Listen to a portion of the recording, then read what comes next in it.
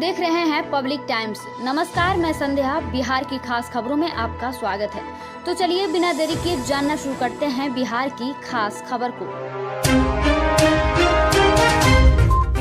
राज्यसभा सदस्य सुशील कुमार मोदी ने कहा है कि जो लोग बिहार में कोरोना संक्रमण से बचाव और टीकाकरण अभियान पर बेतुके बयान दे रहे हैं, वे बताएं कि कांग्रेस शासित राज्यों में मौत के आंकड़े इतने डरावने क्यों हैं। बिहार से कम आबादी वाले संपन्न राज्य पंजाब में कोरोना से 16,541 लोगों की मृत्यु हुई, जबकि दूसरे विकसित राज्य महाराष्ट्र में 1,39,000 नागरिकों को जान गंवानी पड़ी। बिहार में स्वास्थ्य विभाग ने मिशन मोड में काम किया, इसलिए केवल 9,661 संक्रमित ही नहीं बचाए जा सके। उन्होंने कहा, विपक्ष केवल स्वास्थ्य कर्मियों का मनोबल गिराने में लगा है। कोरोना वायरस संक्रमण में कमी आने के बाद राज्य सरकार ने अनलॉक की गाइडलाइंस के तहत शिक्षण संस्थाओं को खोलने की अनुमति पहले ही दे दी थी। हालांकि कुछ निजी शिक्षण संस्थान एहतियात अभी भी 100% बच्चों को नहीं बुला रहे हैं। पटना की बात करें तो आज से ऐसे कई निजी स्कूल 100% बच्चों के साथ खुल गए हैं। आगे ऐसे और निजी स्कूल ने भी सभी बच्चों को बुलाने की तैयारी कर ली है। राज्य के सरकारी स्कूल पहले से ही 100% बच्चों के साथ संचालित हो रहे हैं। गोपालगंज जिले के माझागढ़ थाना क्षेत्र के एक गांव में एक 4 साल की बच्ची के साथ दुष्कर्म करने के बाद उसकी गला दबाकर हत्या करने के मामले में पुलिस ने बच्ची के रिश्ते में मामा लगने वाले एक युवक को गिरफ्तार कर लिया। गिरफ्तार किया गया आरोपित बच्ची को मंदिर में भंडारा खिलाने के बहाने अपने साथ गन्ना के खेत में ले जाकर रिश्ते को तार-तार करने के बाद उसकी हत्या कर दी थी। बच्ची अपने मामा के घर रहती थी। आरोपित युवक से पूछताछ करने के बाद पुलिस ने उसे न्यायिक हिरासत में भेज दिया। पंडित दीनदयाल उपाध्याय गया रेलखंड के फेसर स्टेशन पर कंप्यूटर पर रविवार की रात्रि चूहे ने कहर बरपा दिया। टिकट काटने वाली कंप्यूटर को ही चूहे ने कुतर दिया, जिस कारण सोमवार को करीब 1 घंटे से अधिक तक टिकट काटने का कार्य बाधित रहा। इससे टिकट काटने वाले काफी परेशान और लाचार दिखे। पहली दफा तो इनको समझ में ही नहीं आ रहा था कि आखिर क्या समस्या है, कंप्यूटर चालू क्यों नहीं हो पा रहा है। कंप्यूटर चालू नहीं होने की वजह से बाहर खिड़की पर भी टिकट कटाने आए लोग काफी वो हंगामा कर रहे थे, जिस वजह से उनकी परेशानी बढ़ रही थी। साथ ही वह अपने आप को लाचार भी महसूस कर रहे थे। काफी निरीक्षण करने के बाद पता चला कि कंप्यूटर का तार कटा हुआ है, जिसे चूहों ने कुतर दिया है। राज्य के कलाकारों को अब हर छोटी बात के लिए मुख्यालय की दौड़ नहीं लगानी होगी। खेल और संस्कृति के आयोजन से जुड़ा काम व जानकारी अब वह जिले में ही निपटा सकेंगे। इसके लिए कला संस्कृति एवं युवा विभाग हर जिले में विभाग से जुड़े काम के लिए विशेष अफसर की नियुक्ति करने वाला है। बिहार लोक सेवा आयोग BPSC के जरिए 38 कला संस्कृति पदाधिकारियों को बहाली की जाएगी। जब तक यह प्रक्रिया पूरी नहीं होती है, तब तक जिले में DM के स्तर से ही नए नोडल पदाधिकारी नियुक्त किए गए हैं। वैश्विक महामारी कोरोना से बचाव को लेकर स्वास्थ्य विभाग द्वारा टीकाकरण अभियान की गति बढ़ा दी गई है। इसी कड़ी में सोमवार को कोविड वैक्सीनेशन महाअभियान के तहत बगहा एक PHC अंतर्गत शहर से लेकर ग्रामीण क्षेत्रों में 15 स्थलों पर कैंप का आयोजन किया गया। बारिश के बावजूद सभी जगहों पर लोगों की भारी भीड़ उमड़ी। PHC प्रभारी डॉक्टर SN महतो ने बताया कि कैंप में 100% टीकाकरण का निर्देश दिया गया है। बताया कि पर्याप्त मात्रा में वैक्सीन उपलब्ध है। स्वास्थ्य कर्मियों को सख्त निर्देश दिया है कि सभी अपने अपने प्रतिनियुक्त स्थल पर समय से उपस्थित रहकर लक्ष्य के अनुरूप टीका लगाने का काम करें। वहीं वैक्सीनेशन कैंप मॉनिटर छरा के लिए सुपरवाइजर को ही प्रतिनियुक्त की गई है। दूसरी ओर स्वयं PHC प्रभारी ने आधा दर्जन वैक्सीनेशन कैंप का जायजा लिया एवं कैंप में उपस्थित चिकित्सक एवं स्वास्थ्य कर्मियों को आवश्यक दिशा निर्देश दिया। बिहार बहुत बड़ा है सर, भीख मांग लेंगे लेकिन आपके अधिकारियों के पास नहीं जाएंगे। कृषि विभाग से रिटायर प्रखंड कृषि पदाधिकारी की इस बात को सुनकर मुख्यमंत्री नीतीश कुमार ने उसे कृषि विभाग के निदेशक से मिलने को कहा। इस पर फरियादी ने कहा कि कृषि विभाग के निदेशक ने ही तो सारा खेल खेला है और हमारी पेंशन रोक रखी है। इस पर नीतीश कुमार भड़क गए। नीतीश कुमार ने कहा कि हल्ला क्यों कर रहे हैं, कृषि विभाग के पास भेजे हैं, वहां जाइए। फिर उन्होंने अधिकारियों से कहा कि पता लगाइए कि वो कृषि विभाग में क्यों नहीं जाना चाहता, वह किस तरह का व्यक्ति है। इसके बाद मुख्यमंत्री सचिवालय के अधिकारी भागे भागे रिटायर्ड व्यक्ति की तरफ भागे। बिहार में मौसम का मिजाज तेजी से बदल रहा है। पिछले कुछ दिनों से सूबे के कई जिलों में बारिश ने दस्तक दी है। मौसम विभाग ने अगले 2 दिनों तक अभी कुछ जगहों पर बारिश जारी रहने की असर जताए हैं। वहीं 2 दिनों बाद प्रदेश में पछुआ की दस्तक दिखाई दे सकती है, जिसके बाद सूबे का पारा गिरने लगेगा। प्रदेश में मौसम लगातार करवट बदल रहा है। आर्द्रता और तापमान में बढ़ोतरी के कारण लोगों की समस्याएं भी बढ़ी है।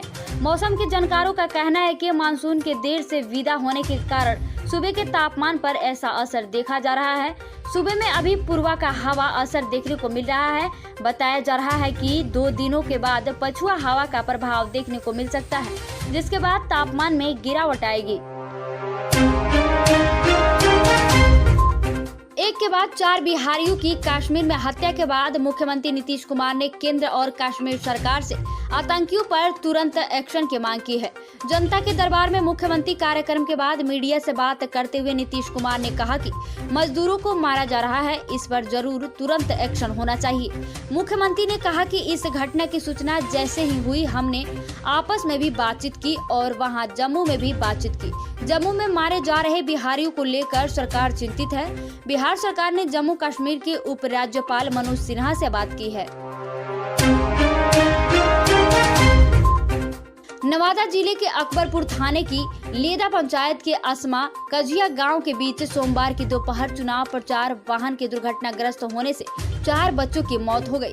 बच्चे प्रचार गाड़ी के पीछे लटके थे और इसी दौरान वाहन दुर्घटनाग्रस्त हुआ और बच्चों की जान चली गई। घटना की सूचना के बाद अकबरपुर थाने से पुलिस पदाधिकारी पहुंचे व सभी के शव को अपने कब्जे में लेकर पोस्टमार्टम के लिए नवादा सदर अस्पताल भेज दिया। थाना अध्यक्ष अजय कुमार ने बताया कि एसआई राजा कुमार के नेतृत्व में पुलिस टीम को घटनास्थल पर भेजा गया है। मामले की जांच की जा रही है। राजधानी पटना के जक्कनपुर थाना क्षेत्र में गैंगरेप का एक मामला सामने आया है। यह घटना जक्कनपुर थाना क्षेत्र के गोरिया मठ के पास की है। पुलिस ने इस मामले में 5 लोगों को हिरासत में लेकर पूछताछ कर रही है। इनमें से 3 युवक करबिगहिया से बताए जा रहे हैं। जक्कनपुर थाना प्रभारी इस मामले पर फिलहाल कुछ भी बोलने से इनकार कर रहे हैं। वहीं पटना के एसएसपी अपना फोन काट दे रहे हैं। बताते चले कि पटना की एक लड़की का ट्वीट भी सोशल मीडिया पर बहुत तेजी से वायरल हो रहा है। लड़की ने सोशल मीडिया पर अपने साथ बलात्कार की बात कहते हुए लिखा है कि पटना पुलिस उसका एफआईआर तक दर्ज नहीं कर रही है। परेशान होकर मैंने अपनी फरियाद सोशल मीडिया के सहारे कर रही हूँ। नेता प्रतिपक्ष तेजस्वी यादव ने आरोप लगाया है कि डबल इंजन सरकार में बिहार वासियों पर डबल मार पड़ रही है। सर्पदंश और ठनके से मौत पर बिहार सरकार 4 लाख का मुआवजा देती है, लेकिन सरकार की नाकामी के कारण पलायन कर रोजी रोटी के लिए बाहर गए बिहार श्रमवीरों को आतंकवादियों द्वारा मारे जाने पर 2 लाख रुपए देती है।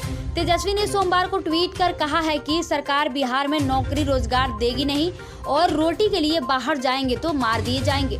तेजस्वी ने कहा कि सरकार ने एक बिहारी की जान की कीमत 2 लाख रुपए लगाई है।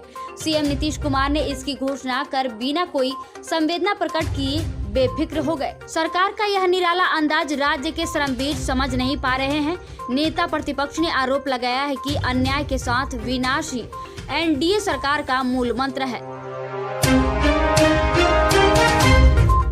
पाटलिपुत्र जंक्शन से उत्तर बिहार की ओर आने जाने वाली ट्रेनों की राह आसान होगी।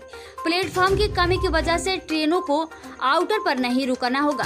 साथ ही ट्रेनों की आवाजाही पहले से और बेहतर हो सकेगी। इसके लिए जंक्शन के इंफ्रास्ट्रक्चर पर तेजी से काम चल रहा है। पाटलिपुत्र जंक्शन पर 2 नए प्लेटफॉर्म बनाए जा रहे हैं। साथ ही फुट ओवर ब्रिज बनाने से लेकर पेयजल सुविधा बहाल करने की इस परियोजना पर तेजी से काम जारी है। दिसंबर से दूसरे हफ्ते भर दोनों प्लेटफॉर्म को पूरी तरह तैयार करने की योजना है। इस पर 5 करोड़ रुपए की राशि खर्च की जाएगी। बिहार के बेगूसराय में सोमवार की सुबह घरेलू विवाद में एक महिला अपने 2 बच्चों को लेकर तालाब में कूद गई। घटना परिहारा पुलिस चौकी अंतर्गत बहुआरा गांव की है। इस घटना में महिला और उसकी 2.5 वर्षीय बेटी की पानी में डूबने से मौत हो गई है। वहीं उसका 6 साल के बेटे ने पानी में बह रहे बांस की बल्ली को पकड़ लिया, जिससे वो तालाब से सुरक्षित बाहर निकल आया। बिहार पंचायत चुनाव के लिए चौथे चरण के लिए 20 अक्टूबर को 36 जिलों के 53 प्रखंडों में वोट डाले जाएंगे। चौथे चरण में 24,586 पदों के लिए कुल 75,808 उम्मीदवार अपनी किस्मत आजमा रहे हैं। बिहार राज्य निर्वाचन आयोग के अनुसार चौथे चरण के लिए 7,729 भवनों में 11,318 मतदान केंद्र बनाए गए हैं।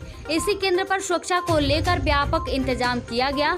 बोगस वोटिंग को रोकने के लिए भी इस चरण से कड़े कदम उठाए जा रहे हैं। बायोमेट्रिक सत्यापन में अगर कोई भी फर्जी मतदाता पकड़ा जाता है तो उसके खिलाफ कड़ी कार्रवाई की जाएगी।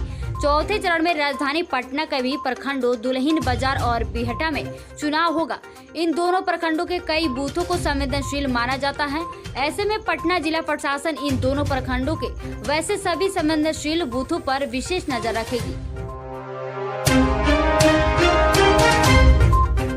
तो ये थी बिहार की खास खबर। धन्यवाद।